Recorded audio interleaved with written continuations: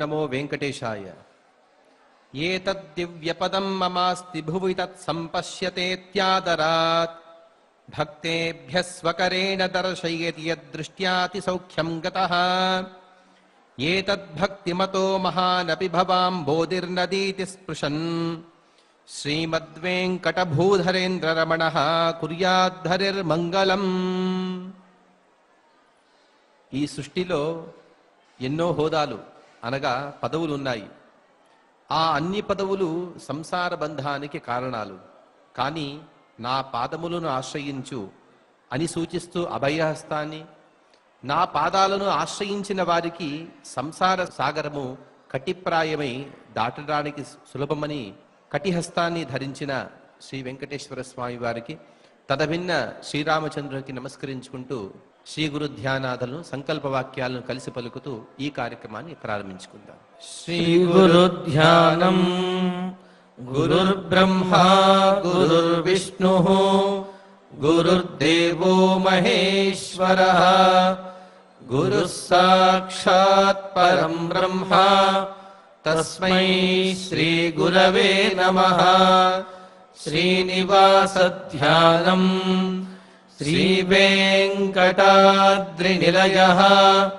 కమలాకాముకః పుమాన్ అభంగుర విభూతిర్నః తరంగయతు మంగళం. అథ సంకల్పః.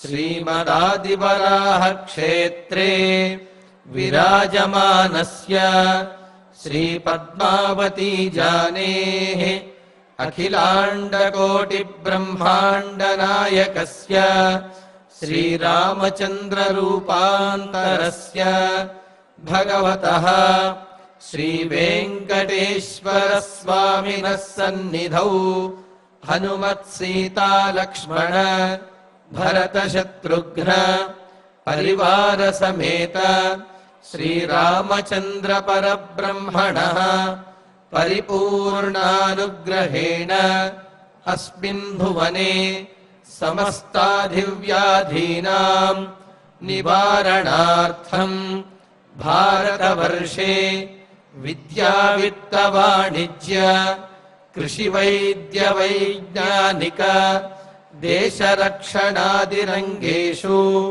విద్యమానానాం ఆస్తిక మహాజనానాం సర్వేషాం సకుటుంబానాం ఆయురారోగ్యైశ్వర్య సద్బుద్ధి ఇత్యాది సర్వశుభఫల ప్రాప్త్యర్థం ధర్మాచరణ ద్వారా శ్రీరామరాజ్యస్య పునర్వ్యవస్థాపనార్థం ఉద్యోగార్థినాం సముచితోద్యోగ ప్రాప్త్యర్థం దంపతీనాం అనుకూల దాంపత్య సిద్ధ్యర్థం సంతానస్య పితృవాక్య పరిపాలనానుకూల బుద్ధి ప్రచోదనార్థం సకల కార్య సిద్ధ్యర్థం గో సంరక్షణార్థం చ శ్రీమద్వాల్మీకి రామాయణే అయోధ్యాకాండే యథాశక్తి శ్లోక వ్యాఖ్యాన పునఃసరం అష్టసప్తతితమ సర్గ శ్లోక పారాయణం తథా శ్రీధన్వంతరి మంత్ర పారాయణం చ అన్యోన్య సాహాయ్యేన ఆచార్య ముఖేన కరిష్యామహే. శ్రీ వాల్మీకి ప్రార్థనా. కూజంతం రామ రామేతి మధురం మధురాక్షరం ఆరుహ్య కవితాశాఖాం వందే వాల్మీకి కోకిలం. శ్రీ ఆంజనేయ ప్రార్థనా. మనోజవం మారుతతుల్యవేగం జితేంద్రియం బుద్ధిమతాం వరిష్టం వాతాత్మజం వానరయూథముఖ్యం శ్రీరామదూతం శిరసా నమామి. శ్రీరామాయణ ప్రార్థనా. వాల్మీకి గిరి సంభూత రామసాగరగామిని పునాతి భువనం పుణ్యా రామాయణ మహానది శ్రీరామ ప్రార్థనా అయోధ్యాఖ్యేతు గుర్వర్ధే త్యక్త్వా రాజ్యం గిరౌ వసన్ పాదుకే భరతాయాదాత్ స రామః శరణం మమ. శ్రీరామచంద్ర పరబ్రహ్మణే నమః. అథ శ్రీమద్ రామాయణే ఆదికావ్యే అయోధ్యాకాండే అష్టసప్తతితమః సర్గః. శ్రీమన్నారాయణ చరణౌ శరణం ప్రపద్యే. శ్రీమతే నారాయణాయ నమః. శ్రీరామాయ నమః. అధయాత్రాం సమీహంతం శత్రుఘ్నో లక్ష్మణానుజః భరతం శోకసంతప్తం ఇదం వచనమబ్రవీత్. భరతుడు సిద్ధపడుతూ ఉన్నాడు. దేనికి సిద్ధపడుతున్నాడు? పట్టాభిషేకానికా? కాదు కాదు, తాను కూడా తన అన్నగారైనటువంటి రామచంద్రమూర్తిని వెతుక్కుంటూ ఆయనను అనుసరించి వనవాసానికి వెళ్ళడానికి భరతుడు సిద్ధపడుతూ ఉన్నాడు. మరి దశరథునికి అగ్ని సంస్కారం చేసినటువంటి ఆ స్థానంలో బాధపడుతూ శోకంలో ఒక మాట అన్నాడు. హీనా భ్రాత్రాచ పిత్రాచ శూన్యామిక్ష్వాకు పాలితాం అయోధ్యాం న ప్రవేక్ష్యామి ప్రవేక్ష్యామి తపోవనం అని అన్నాడు కదా. నేను తండ్రి గారైనటువంటి దశరథ మహారాజు, అన్నగారైన రామచంద్రుడు లేనటువంటి అయోధ్య నగరాన్ని నేను పరిపాలించను. నేను తపోవనానికి వెళ్ళిపోతాను, వనవాసానికే వెళతాను అని చెప్పి భరతుడు కూడా అన్నాడు కదా. మనకు అనిపిస్తుంది ఏదో శోకంతో బాధతో అన్నటువంటి మాటలండి, అవి మనసు నుండి వచ్చినటువంటి మాటలు కాకపోవచ్చు కదా అని అంటే, ఈ మాట మాత్రం భరతుడు మనస్సుతోటి పూర్తిగా మనస్ఫూర్తిగా అన్నటువంటి మాట. అంటే ఈ ఒక్క మాటతోటి, అంటే ఇంతకుముందు అనేకమైనటువంటి మాటలు చెప్పాడు, ఈ మాటతోటి భరతునికి రాజ్యకాంక్ష ఏమాత్రము కూడా లేదు అనే విషయము తెలుస్తూ ఉన్నది. ఎందుకు అంటే ఇప్పుడు భరతుడు రాజ్యంలో పట్టాభిషేకం చేసుకున్నా ఎవరు కూడా ఆక్షేపించేటటువంటి వారు కూడా ఎవరు ఉండరు. ఎందుకు అంటే అనేకమైనటువంటి శపథములు కూడా చేశాడు. భరతుని యొక్క తత్వము అందరికీ, వశిష్ఠాది మహర్షులకు, అలాగే సుమంత్రాది ఆ అమాత్యులకు, ప్రజలకు అందరికీ కూడా భరతుని యొక్క తత్వము, ఆయన యొక్క స్వభావము అందరికీ తెలుసు. కావున ఈ సందర్భంలో ఒకవేళ పట్టాభిషిక్తుడై రాజ్యసింహాసనం మీద కూర్చున్నా సరే వారందరూ కూడా తమ మనస్సులకి సమాధానం చెప్పుకుని భరతుని రాజుగానే అంగీకరించడానికి సిద్ధపడతారు. అయినప్పటికీ కూడా ఇక్కడ భరతుడు రాజ్యసింహాసనాన్ని అధిష్ఠించాలి అని చెప్పి అనుకోవడం లేదు. అందులోనూ ఈ సందర్భంలో భరతుడికి ఉన్నటువంటి అవకాశం ఏమిటి అంటే, అరాజకే జనపదే అని చెప్పి వశిష్ఠుల వారు చెప్పినట్లుగాను, సుమంత్రుల వారు వీళ్ళందరూ చెప్పినట్లుగా రాజు లేనటువంటి రాజ్యము నశించిపోతుంది, కావున ఈ రాజ్యానికి రాజు కావాలి అని వారందరూ కోరుకుంటున్నారు. కావున ఆ యోగ్యత భరతునిలో ఉంది. కావున రాజనీతిని పాటించి భరతుడు రాజు అయినప్పటికీ ఎవరు కూడా ఆక్షేపించరు, అనుమానించేవారు కూడా ఎవ్వరూ లేరు. అంటే భరతునికి రాజ్యం వచ్చేటటువంటి అవకాశం పూర్తిగా చేతిలో ఉన్నది, హస్తగతమైనది అనే విషయం తెలుస్తున్నది. కానీ హస్తగతమైనటువంటి రాజ్యాన్ని కూడా తృణప్రాయంగా వద్దనుకుని అన్నగారిని అనుసరించాలి అని చెప్పి భరతుడు అనుకున్నాడు. అంటే భరతుని యొక్క ఔన్నత్యం ఎంత గొప్పది అనేది దీని ద్వారా తెలుస్తున్నది అనమాట. ఇది భరతుని యొక్క విశేషం.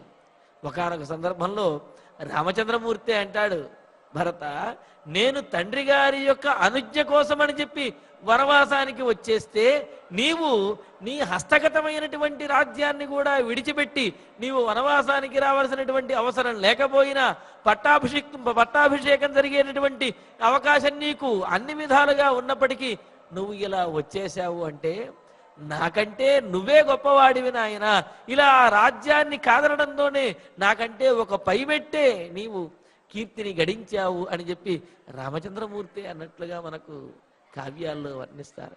మరి అలాగా భరతుడు చూడండి ఇక్కడ అధా, ఇంకా ఆ తరువాత అంటే దశరథ మహారాజుకి నిర్వర్తించవలసినటువంటి పితృకర్మలు, ఔర్ధ్వదైహికమైనటువంటి క్రియలు, ఆ క్రియల ఉత్తర క్రియలు వాటినన్నింటినీ కూడా చాలా శ్రద్ధగా ఆ పితృకార్యములన్నింటినీ కూడా దాన ధర్మములతోటి యథావిధిగా యథాశాస్త్రంగా పూర్తిగా అనుష్ఠించిన తర్వాత, నిర్వర్తించిన తర్వాత యాత్రాం సమీహంతం, ఇంకా శ్రీరామచంద్రుడి సమీపానికి వెళ్ళడానికి, రాముడి దగ్గరికి వెళ్ళడానికి యాత్రాం సమీహంతం, ఇంకా సిద్ధపడుతున్నటువంటి వాడు.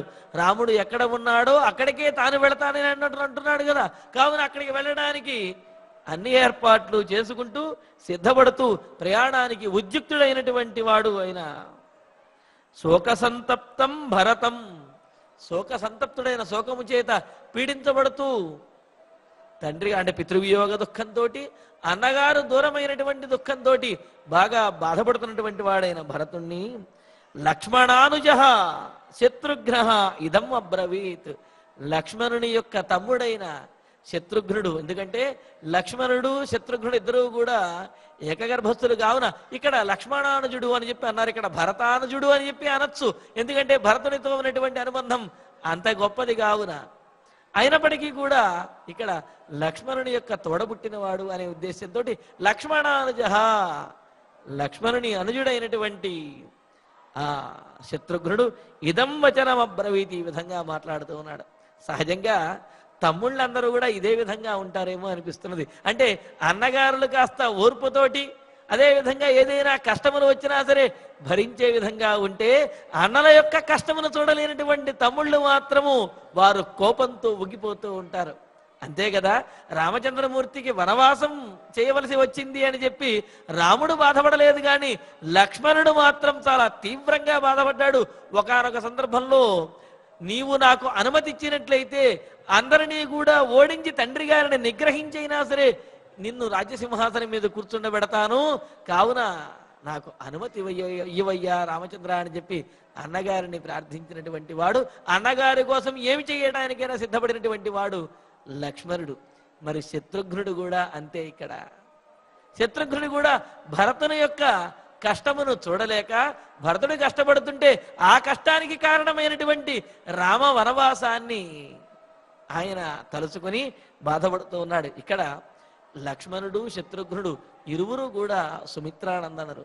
వారిలో లక్ష్మణుడేమో భగవంతుడైనటువంటి రామచంద్రమూర్తిని ఆశ్రయించి ఆయనను సర్వకాల సర్వదేశ సర్వావస్థల యందు కూడా వీడకుండా ఉంటే, మరి మరొక సుతుడు సుమిత్రానందనుడైనటువంటి శత్రుఘ్నుడు భాగవతోత్తముడు అంటే భగవంతుడి అయినటువంటి రాముని యందు భక్తి కలిగినటువంటి వాడు భరతుడు.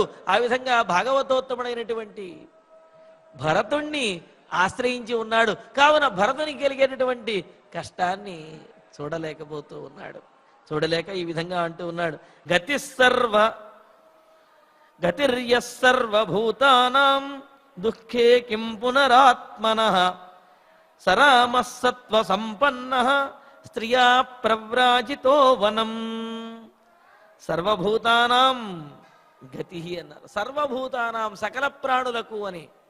సహజంగా మహారాజు గొప్పవాడు అని అంటే రాజు అనేవాడు పెద్దవాళ్లకు అందుబాటులో ఉంటాడండి, మాబోటి చిన్నవాళ్లకు అందుబాటులో ఎందుకుంటాడు అని చెప్పి అందరూ అనుకుంటూ ఉంటారు. కానీ రాజు యొక్క కర్తవ్యం కేవలం పెద్దవాళ్లకు సంపన్నులకు అందుబాటులో ఉండటం కాదు, పేదవారు క్రింది స్థాయి వారు ఎవరైతే ఉన్నారో వారికి కూడా అందుబాటులో ఉండగలిగినప్పుడే అతడి యొక్క రాచరికము, అతని యొక్క పాలన కూడా నిలబడినట్లు అవుతుంది. అలా కాకుండా ఏదో పై పాలన చేసుకుంటూ పెడితే అది రాచరికం అనిపించుకోదు. అందుకని ఇక్కడ ఏమంటున్నాడు, సర్వభూతానాం సమస్తమైనటువంటి ప్రాణులకు, అంటే చిన్నది పెద్దది అని తేడా లేకుండా సమస్తమైనటువంటి ప్రాణులకు కూడా అందరికీ కూడా దుఃఖే సతి యహ గతి. దుఃఖం కలిగినప్పుడు అంటే ఏదైనా కష్టం కలిగింది అంటే ఎవడైతే ఆశ్రయనీయుడిగా, ఎవడైతే దిక్కుగా, ఎవరైతే గతిగా ఉన్నాడో అటువంటి రామచంద్రమూర్తి అంటే సమస్తమైనటువంటి వారికి అని చెప్పటం ద్వారా పుణ్యాత్ములకైనా పాపాత్ములకైనా, అంటే పాపం చేసినప్పటికీ కూడా పశ్చాత్తాపంతో ఉండినటువంటి వారు అటువంటి వారికైనా సరే ఆ రామచంద్రమూర్తి పరమాత్మయే గతి అని తెలుస్తున్నది. అటువంటిది ఏ పాపము చెయ్యనటువంటి వాడివి, అలాగే రాముని యందు అత్యంత భక్తి శ్రద్ధలు కలిగినటువంటి వాడివైన భరతుడివైనటువంటి నీకు ఆ రామచంద్రమూర్తే శరణు, ఆ రామచంద్రమూర్తే దిక్కు గతి అని చెప్పి నాకు తెలుసు అన్నయ్యా అని శత్రుఘ్నుడు భరతునితోటి ఈ విధంగా అంటూ ఉన్నాడు.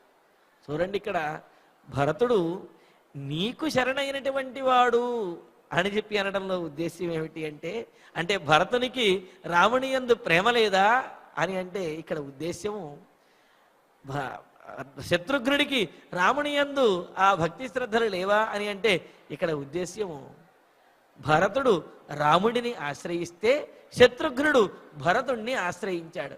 కావున శత్రుఘ్నుడి విషయంలో శత్రుఘ్నుడికి రాముడి కంటే కూడా భరతుని యందు ఆ సాన్నిహిత్యము ఎక్కువగా ఉన్నది, భరతుని ద్వారా రాముని యందు సాన్నిహిత్యం కూడా ఉన్నది. కావున భరతుని ద్వారా రాముని యందు ఉన్నటువంటి సాన్నిహిత్యం కావున భరతుడికి రాముడి యందు ప్రేమ, కావున శత్రుఘ్నుడికి కూడా అదే విధంగా ప్రేమ. భరతుడు రాముడు వనవాసానికి వెళ్ళాడని బాధపడుతున్నాడు, అందుకని శత్రుఘ్నుడు కూడా రాముడు వనవాసానికి వెళ్ళాడని చెప్పి బాధపడుతూ ఉన్నాడు అనమాట. అంటే ఇక్కడ ఆ సంబంధం అనేది, ఆ అనుబంధం అనేది శత్రుఘ్నుడికి భరతునితో మిక్కిలి ఎక్కువగా ఉండడం ద్వారా ఏమంటున్నాడు, సమస్తమైనటువంటి ప్రాణులకు అన్ని జీవులకు కూడా, అలాగే ధర్మాత్మలకు అధర్మాత్మలకు పుణ్యాత్మలకు పాపాత్మలకు అందరికీ కూడా కష్టం కలిగినప్పుడు ఎవడు అయితే రక్షకుడిగా ఉంటాడో, అంటే పాపం చేసినప్పటికీ పశ్చాత్తాపంతో ఉన్నటువంటి ఆశ్రయించినటువంటి వారిని రక్షకుడిగా ఉంటాడో అటువంటి రాముడు మరి ఎటువంటి పాపము లేనటువంటి నీ విషయంలో నీకు గతిగా, నీకు దిక్కుగా ఉన్నాడు, నీకు రక్షకుడిగా ఉంటాడు అని చెప్పటంలో ఎటువంటి సందేహము లేదు.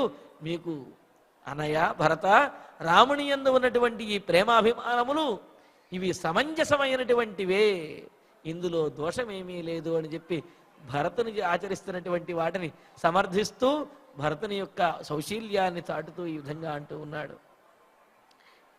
ఇక్కడ మరో రకమైనటువంటి అన్వయం కూడా చెప్పారు.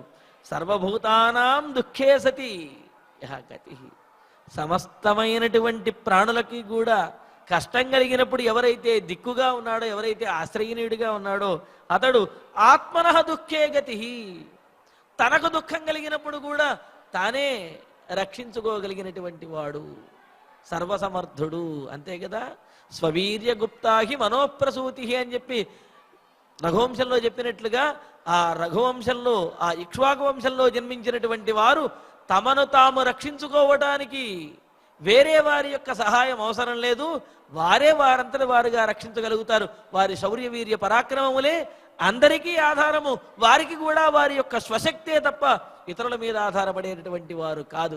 ఆ మాటనే చెబుతూ అందరికీ గతి అయినటువంటి రామచంద్రుడు తనను తాను రక్షించుకోగలుగుతాడు, తనను తాను రక్షించుకోవడంలో సమర్థుడు, సర్వసమర్థుడు.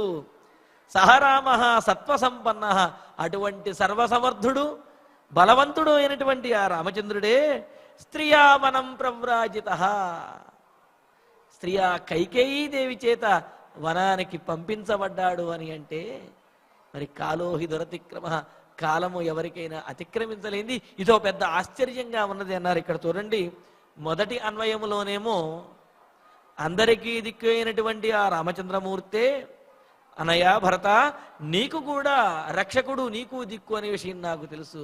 కానీ అటువంటి రామచంద్రమూర్తి స్త్రీయా సీతాదేవితో కలిసి వనానికి పంపించబడిపోయాడే, అయ్యో ఎంతటి కష్టం వచ్చింది అని ఒక రకంగా అర్థమైతే, ఇక్కడ రెండో అర్థం ఏమిటి, అందరికీ దిక్కు అయినటువంటి వాడు, సర్వసమర్థుడు, తనను తాను అందరినీ రక్షించడంతో పాటు తనను తాను రక్షించుకోగలిగినటువంటి వాడు. సహజంగా అయితే స్వయం తీర్ణ పరాంస్తారయతి అని అంటారు కదా, తాను సమర్థుడిగా ఉండి తనను తాను రక్షించుకోగలిగిన వాడే ఇతరులను కూడా రక్షిస్తాడు అని చెప్పి ఇక్కడ అదే మాట కూడా చెబుతూ ఉన్నాడు.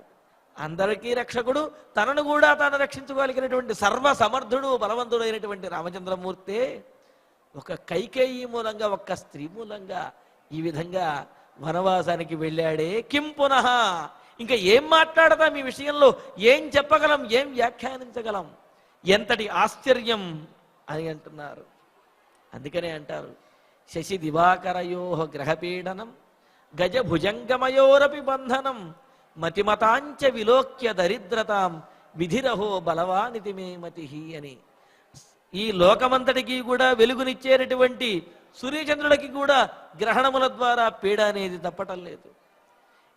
దేని యొక్క బలము అయితే అన్నిటికంటే కూడా గొప్పగా భావిస్తూ ఉంటామో అటువంటి గజములు, దేనిని చూస్తే అందరూ పారిపోతారో, ఏ విషానికి భయపడతారో అటువంటి విషం కలిగినటువంటి సర్పములు, ఇవన్నీ కూడా బంధింపబడుతూ ఉన్నాయి అంటే మరి కాలం అనేది అది చాలా విధి అనేది బలీయమైనది. అటువంటి విషయాల్లో ఆశ్చర్యపోవటం తప్ప మనం చేయగలిగింది ఏమీ లేదు అన్నట్లుగా అంతటి సర్వసమర్థుడైనటువంటి రామచంద్రమూర్తే ఒక కైకేయి కారణంగా భార్యతో కూడా కలిసి వనవాసానికి వెళ్ళాడు అంటే కిం పునః, ఇంకేం మాట్లాడతానన్నయ్యా భరత అని చెప్పి శత్రుఘ్నుడు అంటూ ఇంకో మాట అంటున్నాడు. బలవాన్ వీర్య సంపన్న లక్ష్మణో నామయోప్యసౌ కిన్నమోచయతే రామం కృత్వా స్మ పితృనిగ్రహం. చూడండి ఇక్కడ, సరే రామచంద్రమూర్తి అలా వెళ్ళాడు అంటే పాపం పితృవాక్య పరిపాలకుడు, అలాగే పితృపరతంత్రుడు అంటే తండ్రికి అధీనమైన వాడు, తండ్రి మాట కాదలేనటువంటి వాడు అయిన రాముడు అలాగ తండ్రి మాట కోసం వనవాసానికి వెళ్ళిపోయాడు. మరి ఆ పక్కనే ఉన్నటువంటి లక్ష్మణుడికి ఏమైందండి? కనీసం లక్ష్మణుడైనా సరే రాముడికి ఇంతటి అన్యాయం జరుగుతూ ఉంటే మరి చూచి ఎదురు తిరిగి ఆ రాముణ్ణి వనవాసానికి వెళ్లకుండా ఆపడం అంటే, ఎదురు తిరిగి అంటే దశరథ మహారాజుకు ఎదురు తిరిగి రాముడు వనవాసానికి వెళ్లకుండా ఆపవలసినటువంటి లక్ష్మణుడు ఏం చేస్తున్నాడు అని చెప్పి తన అగ్రజుడైనటువంటి లక్ష్మణుడి విషయంలో కూడా ఒక అసంతృప్తిని ప్రకటిస్తూ ఉన్నాడు శత్రుఘ్నుడు. ఏమంటున్నాడు? పాపం పితృపరతంత్రుడైనటువంటి తండ్రి మాట కోసం రాముడు వనవాసానికి వెళ్ళాడు, కానీ ఈ విషయంలో మరి లక్ష్మణుడు ఏం చేస్తున్నాడు? చూస్తూ కూర్చున్నాడా? బలవాన్ వీర్య సంపన్న, గొప్ప బలం కలిగినటువంటి వాడు, వీర్య సంపన్న పరాక్రమం కూడినటువంటి వాడు. ఇక్కడ వీర్య సంపన్న అంటే కేవలం యుద్ధంలో పరాక్రమాన్ని చూపించేవాడనే అర్థం మాత్రమే కాదు, ధర్మాన్ని పరిపాలించడంలోను, అదేవిధంగా బుద్ధి కుశలతను చూపించడంలోను, మాట్లాడడంలోను, యుద్ధంలోను, వీటన్నిటిలోనూ కూడా ఎదురులేనటువంటి వాడు ఎవడైతే ఉన్నాడో అతడినే శూరుడు, వీరుడు, వీర్య సంపన్నుడు అని చెప్పి అంటూ ఉంటాడు. మరి ఆ విధంగా మాట్లాడటంలోనూ, సందర్భోచితంగా వ్యవహరించడంలోనూ, అవసరమైతే దండించగలిగినటువంటి సామర్థ్యం కలిగినటువంటి వాడు అయిన లక్ష్మణో నామ. ఇక ఆ పక్కనే లక్ష్మణుడు అనేవాడు ఉన్నాడు కదా. అంటే ఇక్కడ లక్ష్మణుని మీద శత్రుఘ్నునికి ఒక రకమైనటువంటి చిన్న అసంతృప్తి ఉన్నదనమాట. రాముడు అలా వెళుతుంటే లక్ష్మణుడు ఏం చేస్తున్నాడు? పక్కనే కూర్చుని, పైగా పెద్ద కోపంతో ఉంటూ ఉంటాడు, గొప్ప పరాక్రమం కలిగినటువంటి వాడు అని చెప్పి లక్ష్మణు నామ అని చెప్పి ఇక్కడ లక్ష్మణుడనే పేరు కలిగిన వాడు ఉన్నాడు కదా అని అంటున్నాడు. అంటే నా అగ్రజుడు అని అనకుండా లక్ష్మణుడు అని చెప్పి అంటూ ఉన్నాడు. అది ఇక్కడ నామశబ్దాన్ని ఏ సందర్భాల్లో ప్రయోగిస్తారు అంటే, నామ ప్రాకాశ్య సంభావ క్రోధోపగమ కుత్సనే అని అంటూ ఏదైనా ఒకరి పేరుని ప్రకాశింపజేయటం కోసం, అంటే ప్రకటించడం కోసం, లేదా వారి యొక్క ఆ కోపాన్ని తెలియజేయటం కోసం, లేకపోతే వారిని తక్కువ చేసి మాట్లాడటం కోసం ఈ నామ అనే పదాన్ని వినియోగిస్తారు. ఇక్కడ శత్రుఘ్నుడు లక్ష్మణో నామ అని అంటే లక్ష్మణుడు అనేవాడు ఉన్నాడు కదా, ఏం చేశాడు అక్కడ అని లక్ష్మణుని మీద ఒకంత కొద్దిపాటి కోపము, అదేవిధంగా ఒక రకమైన అసంతృప్తి కూడా, ఏం చెయ్యకుండా ఏం చేస్తున్నాడు చేతులు కట్టుకుని లక్ష్మణుడు అని అంటున్నాడు. ఏం చేయమంటారు అంటే శత్రుఘ్నుడి ఉద్దేశం కూడా చూడండి. ఇక్కడ అసౌవపి, ఈ లక్ష్మణుడు కూడా పితృనిగ్రహం కృత్వ, తండ్రిని బంధించి అయినా సరే, అంటే దశరథ మహారాజుని బంధించి అయినా సరే రామం కిన్నమోచయతే స్మ, రాముణ్ణి ఈ వనవాసం వెళ్లకుండా ఆపలేకపోయాడా? రాముడి యొక్క పట్టాభిషేకాన్ని జరిపించలేకపోయాడా? రాముడికి కష్టం కలగకుండా చూడలేకపోయాడా? ఆ పక్కనే ఉన్నటువంటి లక్ష్మణుడు ఏం చేస్తూ ఉన్నాడు? అవసరానికి ఉపయోగపడినప్పుడు ఆ శౌర్య వీర్య పరాక్రమాలు ఎందుకు? సందర్భానికి ఉపయోగపడినప్పుడు ఆ బుద్ధిశక్తి ఇవన్నీ ఎందుకు? ఇవన్నీ కలిగినటువంటి లక్ష్మణుడు అవసరమైతే తండ్రిని బంధించైనా సరే రాముడికి ఈ వనవాసం లేకుండా, ఈ కష్టం కలగకుండా చూడవలసినటువంటి లక్ష్మణుడు ఏం చేస్తున్నాడయ్యా అని చెప్పి లక్ష్మణుని విషయంలో కూడా అసంతృప్తిగా మాట్లాడుతున్నాడు. చూడండి, లక్ష్మణుని ఉద్దేశ్యము భరతుని ఉద్దేశ్యం కూడా ఒక్కటే. అదే మాటలు ఇక్కడ మాట్లాడుతున్నాడు. లక్ష్మణుడు కూడా రాముడి దగ్గర అదే మాట అన్నాడు కదా. ఏమని అన్నాడు? తండ్రిని దశరథ మహారాజుని బంధించైనా సరే నీకు పట్టాభిషేకం చేస్తానన్నయ్యా అని చెప్పి లక్ష్మణుడు అన్నాడు. ఇక్కడ శత్రుఘ్నుడు కూడా అదే మాట అంటున్నాడు. లక్ష్మణుడు దశరథ మహారాజుని బంధించైనా సరే రాముడికి పట్టాభిషేకం చేసి ఉండొచ్చు కదా. అలా చెయ్యకుండా గొప్ప బల సంపన్నుడు లక్ష్మణుడు అనే పేరు పెట్టుకున్నవాడు, అలా గొప్ప బుద్ధిశాలి అయినటువంటి వాడు, వీర్య సంపన్నుడైనటువంటి వాడు ఏం చేస్తూ కూర్చున్నాడయ్యా అని అంటున్నాడు. ఇదేంటండి ఈ విధంగా తండ్రి విషయంలో ఇలా ఎందుకు అంటున్నారు అని అంటే, ఇక్కడ మనకు శాస్త్రం ఒక విషయం చెబుతున్నది. ఏమిటి అంటే, ఇక్కడ కార్యం చెయ్యవలసినటువంటి కార్యం చెయ్యనటువంటి వాడు గురోరప్యవలిప్తస్య కార్యాకార్యమజానత ఉత్పథం ప్రతిపన్నస్య కార్యం భవతి శాసనం అని చెప్పి అంటూ, పెద్దవాడైనప్పటికీ కూడా తాను చెయ్యవలసినటువంటిది చెయ్యకూడనటువంటిది అనే యుక్తాయుక్త విచక్షణాజ్ఞానాన్ని కోల్పోయి కుమార్గాన్ని కనుక పట్టినట్లయితే అటువంటి వాడు పెద్దవాడైనప్పటికీ కూడా అతన్ని దండించవచ్చును అని చెప్పి శాస్త్రం చెబుతున్నది. ఎందుకు అంటే హితము కోసము, లోక కళ్యాణము కోసము, ధర్మాన్ని ప్రతిష్టాపన చేయటం కోసము పెద్దవాడినైనా సరే దండించవచ్చును. ఒకవేళ అతడు గనక అధర్మ మార్గాన్ని అవలంబించినట్లయితే, దారి తప్పినట్లయితే అని చెప్పి అంటున్నాడు. ఇక్కడ శత్రుఘ్నుడి ఉద్దేశ్యంలోను అలాగే లక్ష్మణుడి ఉద్దేశంలో కూడా, లక్ష్మణుడు కూడా పూర్వం ఇదే మాట్లాడాడు కదా. కావున ఇక్కడ శత్రుఘ్నుడి ఉద్దేశంలో కూడా దశరథ మహారాజు దారి తప్పాడు అని చెప్పి వీళ్ళు భావిస్తున్నారు. ఇలా భావించడానికి కారణం ఏమిటి అంటే రామచంద్రమూర్తి మీద ఉన్నటువంటి అమేయమైనటువంటి మిక్కిలి మక్కువ, అదేవిధంగా ఆ ఆదరణ, ప్రేమ, అభిమానములు, ఆ అభిమానములతోటే ఈ విధంగా వీళ్ళు మాట్లాడుతున్నారు అన్నమాట. కిం నమోచయతే స్మ, తండ్రిని బంధించైనా సరే రాముడికి ఈ వనవాసం లేకుండా చేయవలసినటువంటి లక్ష్మణుడు ఏం చేస్తున్నాడు అన్నయ్య భరత అని అంటూ, అదేంటి ఇలా ఎలా మాట్లాడతాడు అంటే, పూర్వమేవతో నిగ్రాహ్య సమవేక్ష్యనయానయో ఉత్పథం యః సమారూఢ నార్యా రాజా వశంగత.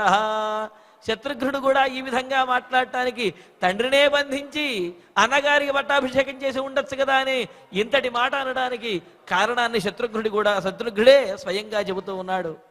యహ రాజా, ఏ రాజు అయితే నార్యాహ వశంగత, స్త్రీకి వశమైపోయి అంటే స్త్రీలోలుడైపోయి, ఉత్పథం సమారూఢ, తప్పుదోవ పట్టినట్లయితే అంటే రాజ్యంలో ఉన్నటువంటి ప్రజలకు, రాజ్యంలో ఉన్నటువంటి ఆ గురువులకు, అమాత్యులకు, సామంతులకు వీరికి జవాబుదారీగా సమాధానం చెప్పవలసిన వాడు, వీళ్ళందరినీ పరిపాలించవలసినటువంటి రాజు వీటన్నింటినీ పక్కన పెట్టేసి ఒక స్త్రీకి లోలుడైపోయి పరిపాలన పక్కన పెట్టేసి ఆమె ఏది చెబితే అలాగా కీలుబొమ్మలాగా ఆడుతూ ఉన్నప్పుడు అటువంటి రాజుని దండించవచ్చును అని చెప్పి రాజనీతి కూడా బోధిస్తున్నది. అందుకనే ఇక్కడ శత్రుఘ్నుడు ఈ మాట అంటున్నాడు. లక్ష్మణుడేమో గురోరప్యవలిప్తస్య అని చెప్పి అప్పుడు రాముడితో చెప్పాడు. ఇప్పుడు శత్రుఘ్నుడేమో ఈ మాట అంటూ ఉన్నాడు, భరతుడితో అంటూ ఉన్నాడు. ఏమని? లక్ష్మణుడు దశరథుణ్ణి బంధించి అయినా ఉండొచ్చును, అలా చెయ్యడానికి కూడా కారణం చెబుతాను విను అని. ఏ రాజు అయితే స్త్రీలోలుడైపోయి, స్త్రీకి వశమైపోయి పరిపాలన పట్టించుకోకుండా, అలాగే రాజ్యంలో ఉన్నటువంటి వారి యొక్క అభీష్టాన్ని నెరవేర్చకుండా ఆ స్త్రీ కోరుకున్నట్లుగానే ఆమెకు వశమైపోయి మోహంతో ఎవరైతే చేస్తాడో అటువంటి వాడు సమవేక్ష్య పూర్వమేవ నిగ్రాహ్య, అటువంటి వాడిని అసలు ముందే బంధించెయ్యాలి, అటువంటి వాడిని ముందే దండించాలి.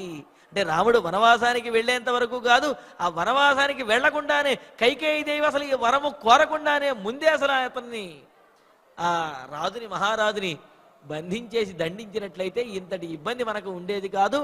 ఎందుకంటే ఇది రాజనీతి.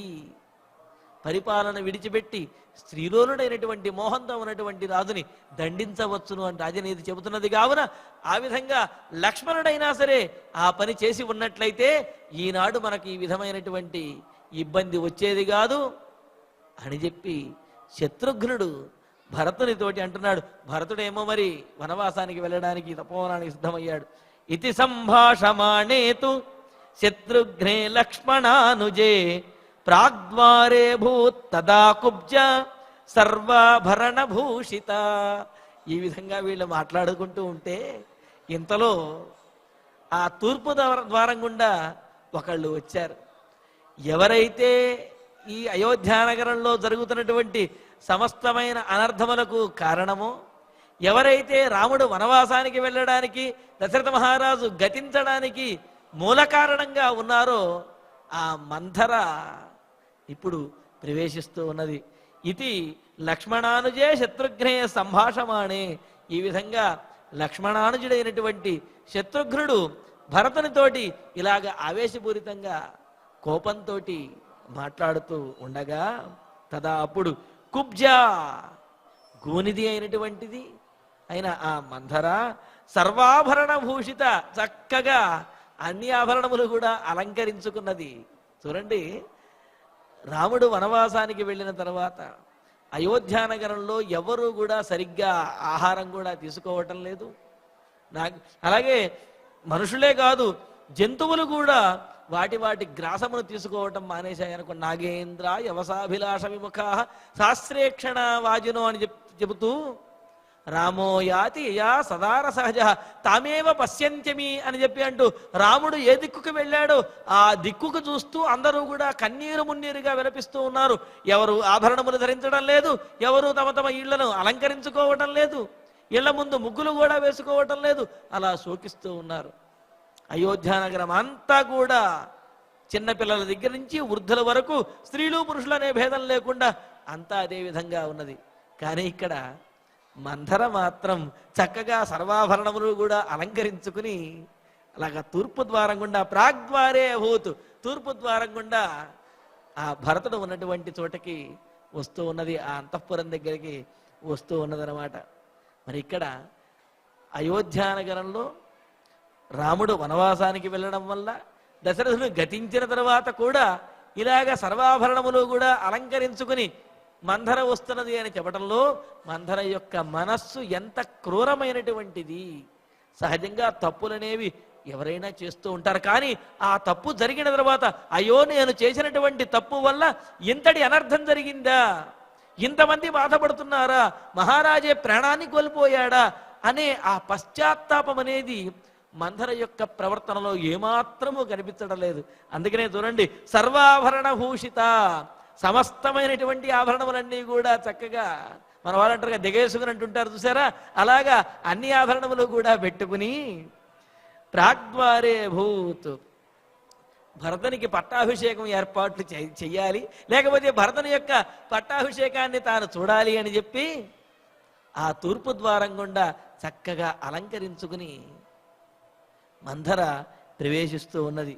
అలాగా అది కూడా దైవ ప్రేరణ అన్నట్టుగా జరుగుతుంది. ఇక్కడ దేని మూలంగా అయితే శత్రుఘ్నుడు కోప్పడుతూ ఉన్నాడో, క్రోధంతో ఉన్నాడో, భరతుడు బాధపడుతూ ఉన్నాడో, ఆ మూల కారణమైనటువంటి ఆ కుబ్జ, ఆ మంథర అప్పుడే ప్రవేశిస్తూ ఉన్నది. అలా ప్రవేశిస్తూ ఉంటే లిప్తా చందన సారేణ రాజవస్త్రాన్ని బిభ్రతి వివిధం వివిధైస్తైస్తై భూషణైశ్చ విభూషిత. ఇక ఒళ్ళంతా కూడా చక్కగా చందనం అలదుకున్నది. ఇవన్నీ కూడా ఏదైనా ఉత్సవం జరుగుతున్నప్పుడు, ఆనందంగా ఉన్నప్పుడు చేసుకోవలసినటువంటి అలంకరణలు. అయోధ్యానగరం అంతా కూడా బోరున ఏడుస్తూ ఉంటే ఆ దశరథ మహారాజుకి చేయవలసినటువంటి ఆ కర్మలను వాటినన్నింటినీ కూడా చేసి, వాటిని పూర్తి చేసి భరతుడేమో ఇంకా వనవాసానికి తపోవనానికి వెళ్ళడానికి సిద్ధపడుతూ ఉంటే, శత్రుఘ్నుడేమో కోపంతో బాధపడుతూ ఉంటే, ఈ సందర్భంలో ఈవిడ చక్కగా ఒళ్ళంతా కూడా చందనం రాసుకుని, బిభ్రతి అంటే రాజయోగ్యమైనటువంటి లిప్త పట్టు రాజవస్త్రాన్ని, పట్టు వస్త్రములను వీటినన్నింటినీ కూడా ధరించి, తైస్తై వివిధై భూషణై, ఆయా భూషణములతోటి, ఆయా భూషణములు అనేక రకాలైన భూషణములు అని ఎందుకు చెప్పారు అంటే, శరీరంలో ధరించడానికి ఆపాదమస్తకము కూడా అనేక ఆభరణములు, నూపురములు అని చెప్పి, కడియములు అని, భుజకీర్తులు అని చెప్పి, కంఠాభరణములు అని చెప్పి, అలాగే నాసికాభరణములు, కర్ణాభరణములు, శిరోభూషణములు అని చెప్పి, ఈ విధంగా మనకు అనేకమైనటువంటి ఆభరణములు చెప్పారు. ఆయా ఆయా ప్రదేశములలో అలంకరించుకునేటువంటి వాటిని ఆయా పేర్లతోటి పిలుస్తూ ఉంటారు కదా. అలాగా వివిధై తైస్తై భూషణై, అనేకములైనటువంటి సర్వావయవములకు కూడా ఆయా ప్రదేశములలో అలంకరించేటటువంటి వడ్డాణములు, నూపురములు, గజ్జలు మొదలైనటువంటి కంఠాభరణములు, శిరోభూషణములు, అలాగే కర్ణాభరణములు మొదలైన ఆభరణములు అన్నింటితోటి కూడా సొమ్ములన్నీ కూడా బాగా ఆ ఆభరణములన్నీ కూడా పెట్టుకుని వస్తూ ఉన్నది. మేఖలాదామభిశ్చిత్రై అన్యైశ్చ శుభభూషణై బభాసే బహుభిర్బద్ధ రజ్జుబద్ధేవ వానరీ. చూడండి, ఇక్కడ వాల్మీకి మహర్షి ఎంత చమత్కారంగా చెబుతున్నారు. ఇన్ని ఆభరణములు కలిగి ఉంటే అందంగా ఉన్నది అని చెప్పాలి, కానీ ఇక్కడ సౌందర్యం అనేది ఆభరణములలో ఉండదు. అది ధరించినటువంటి వారిలో కనుక ఉన్నట్లయితే అది ప్రకాశం అవుతుంది. అంతే కదండి. జుట్టు ఉన్నటువంటి అమ్మ ఎన్ని కొప్పులైనా పెట్టుకుంటుంది అన్నట్లుగా, అసలు తల మీద కనుక జుట్టు ఉన్నట్లయితే ఆ జుట్టుని ఎన్ని రకాలైనటువంటి కొప్పులైనా పెట్టుకోవచ్చు. అలా కాకుండా గుండుతో ఉన్నావిడ ఏం పెట్టుకుంటుంది? అంతే కదా. అదేవిధంగా అందము కనుక స్వతసిద్ధంగా కొంత అందం కనుక ఉన్నట్లయితే ఆ అందానికి మెరుగుదిద్దినట్లుగా ఈ ఆభరణములన్నీ కూడా ప్రకాశింపజేస్తాయి, మరింత ఇనువడింపజేస్తాయి.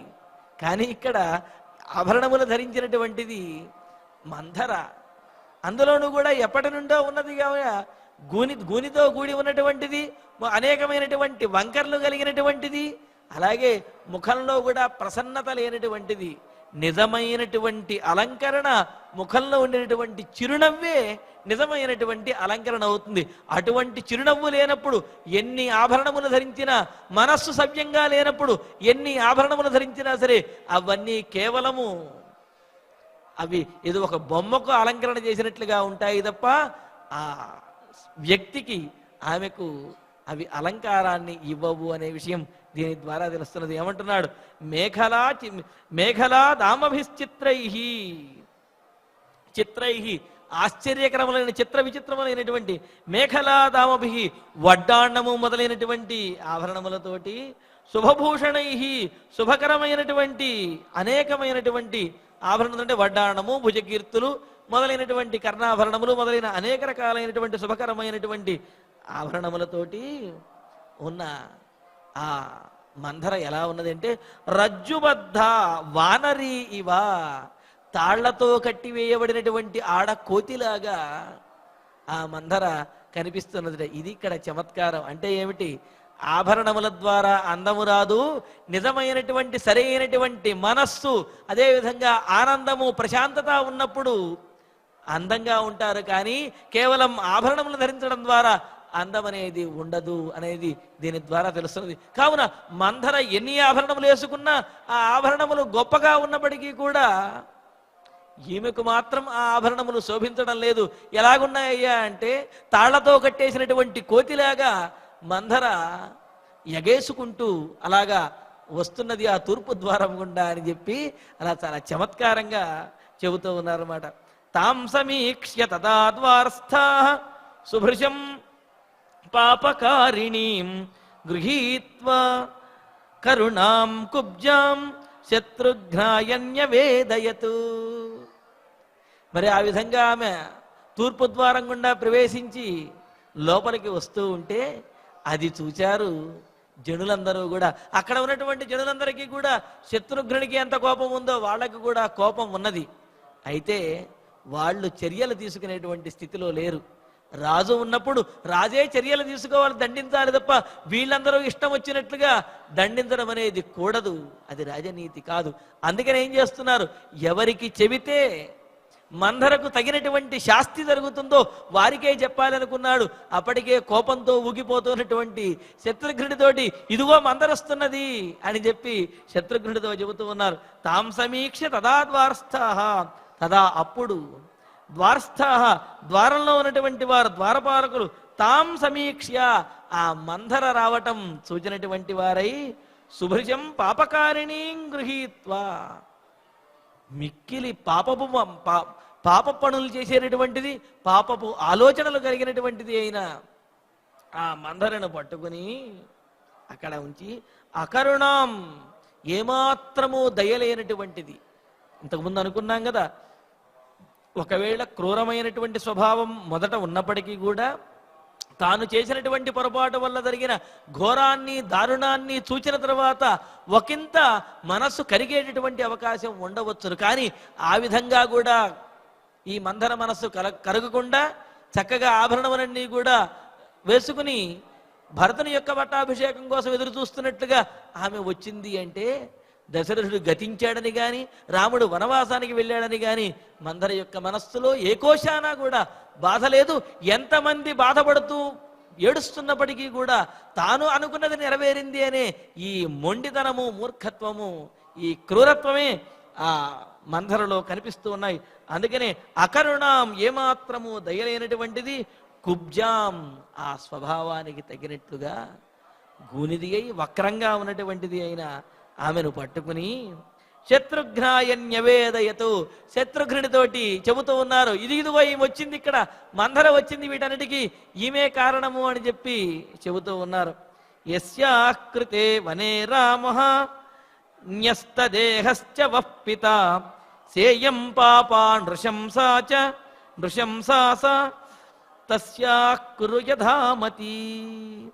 మరి ఇక్కడ పశ్చిమోత్తర శాఖీయమైనటువంటి రామాయణంలో మరొక పాఠాంతరం కూడా ఉన్నది. ఎక్కడ సమీక్ష్యతాం తతోద్వాస్థాం భరతః పాపకారిణీం అంతఃపుర చరీంకుబ్జాం శత్రుఘ్నాయ నివేదయతు అని చెప్పి అంటూ ఇక్కడే మనకు ఆ ద్వారపాలకులు అక్కడ ఉన్నటువంటి జనులు కూడా మందరను చూచి శత్రుఘ్నుడితో చెప్పాడు అని చెప్పి ఇక్కడ ఉన్నది. మరి ఔత్తరాహుల యొక్క పాఠంలో భరతుడు మందరను చూచి అదిగో వీటన్నిటికీ కారణమైనటువంటి మందర వస్తున్నది చూడు అని చెప్పి భరతుడు శత్రుఘ్నుడితో చెప్పినట్లుగా ఔత్తరాహుల యొక్క పాఠంలో ఉన్నది. మరి ఈ విధంగా శత్రుఘ్నుడికి చెబితే శత్రుఘ్నుడు మందరను ఏ విధంగా దండించాడు, అసలు ఏం చేయడానికి ఉద్యుక్తుడయ్యాడు అనే విశేషాలను తరువాతి ప్రవచనంలో తెలుసుకుందాము. భక్తులకు విజ్ఞప్తి, 11వ తారీఖు రేపు ఉదయం శ్రీవారి యొక్క రథోత్సవం నిర్వహించబడుతుంది. కావున మన శ్రీమద్ రామాయణం ప్రవచన పారాయణ కార్యక్రమం రేపు నిర్వహించబడదు. అదేవిధంగా ఎల్లుండి 12వ తారీఖున శ్రీవారి చక్రస్నానం ఉన్నది. కావున ఉదయం పూట మరి మన అయోధ్యకాండ ప్రవచన పారాయణ కార్యక్రమం ఉదయం 9:30 నిర్వహించబడుతుంది. భక్తులు ఈ విషయాన్ని గమనించి తదనుగుణంగా కార్యక్రమాలలో పాల్గొనవలసిందిగా తెలియజేస్తున్నాము. ఓం నమో వెంకటేశాయ. ఇక ఇప్పుడు ఆచార్యుల వారి ద్వారా శ్లోకాలను పారాయణ చేసుకుందాము. అథ యాత్రాం సమీహంతం శత్రుఘ్నో లక్ష్మణానుజః భరతం శోకసంతప్తం ఇదం వచనమబ్రవీత్ గతిర్యః సర్వభూతానాం దుఃఖే కిం పునరాత్మనః సరామః సత్వసంపన్నః స్త్రియా ప్రవ్రాజితో వనం బలవాన్ వీర్యసంపన్నః లక్ష్మణో నామయోప్యసౌ కిం నమోచయతే రామం కృత్వా స్మ పితృనిగ్రహం పూర్వమేవ తు నిగ్రాహ్యః సమవేక్ష్య నయానయౌ సమవేక్ష్య నయానయౌ ఉత్పతం యః సమారూఢః పదం యః సమారూఢః నార్యా రాజావశం గతః నార్యా రాజావశంగతః ఇతి సంభాషమాణే తు ఇతి సంభాషమాణే తు శత్రుఘ్నే లక్ష్మణానుజే శత్రుఘ్నే లక్ష్మణానుజే ప్రాగ్ద్వారే భూత్తదా కుబ్జా రాగ్ద్వారే భూత్తదా కుబ్జా సర్వాభరణభూషితా సర్వాభరణభూషిత లిప్తా చందనసారేణ చందనసారేణ రాజవస్త్రాణి బిభ్రతి రాజవస్త్రాణి బిభ్రతి వివిధం వివిధైస్తైస్తైః వివిధం వివిధైస్తైస్తైః భూషణైశ్చ విభూషితా భూషణైశ్చ విభూషిత మేఖలాదామభిశ్చిత్రైః మేఖలాదామభిశ్చిత్రైః అన్యైశ్చ శుభభూషణైః అన్యైశ్చ శుభభూషణైః బభాసే బహుభిర్బద్ధా భాషే బహుభిర్బద్ధ రజ్జుబద్ధేవ వానరీ రజ్జుబద్ధేవ వానరీ తాం సమీక్ష్య తదా ద్వాస్థ్యాః తాం సమీక్ష్య తదా ద్వాస్థాః సుభృశం పాపకారిణీం సుభృశం పాపకారిణీం గృహీత్వా కరుణాం కుబ్జాం గృహీత్వా కరుణాం కుబ్జాం శత్రుఘ్నాయన్యవేదయన్ శత్రుఘ్నాయన్యవేదయత్ యస్యాః కృతే వనే రామః యస్యాః కృతే వనే రామః న్యస్తదేహశ్చ వః పితా న్యస్తదేహశ్చ వః పితా సేయం పాపా నృశంసా చ సేయం పాపా నృశంసా చ తస్యాః కురు యథామతి తస్యాః కురు యథామతి ఇత్యార్షే ఇత్యార్షే శ్రీమద్ రామాయణే శ్రీమద్ రామాయణే ఆదికావ్యే ఆదికావ్యే అయోధ్యాకాండే అయోధ్యాకాండే అష్టసప్తతితమే సర్గే అష్టసప్తతితమే సర్గే నవశ్లోకాః నవశ్లోకాః. ఇక మనం ఫలశ్రుతిని ధన్వంతరి ధ్యానాదులు మంగళవాక్యాలను కలిసి పలుకుతూ ఈ కార్యక్రమాన్ని సుసంపన్నం చేసుకుందాం. ఫలశ్రుతి ఆయుష్యమారోగ్యకరం యశస్యం సౌభ్రాతృకం బుద్ధికరం సుఖం చ శ్రోతవ్యమేతన్నియమేన సద్భిః ఆఖ్యానమోజస్కరమృద్ధికామైః శ్రీరామచంద్ర పరబ్రహ్మణే నమః.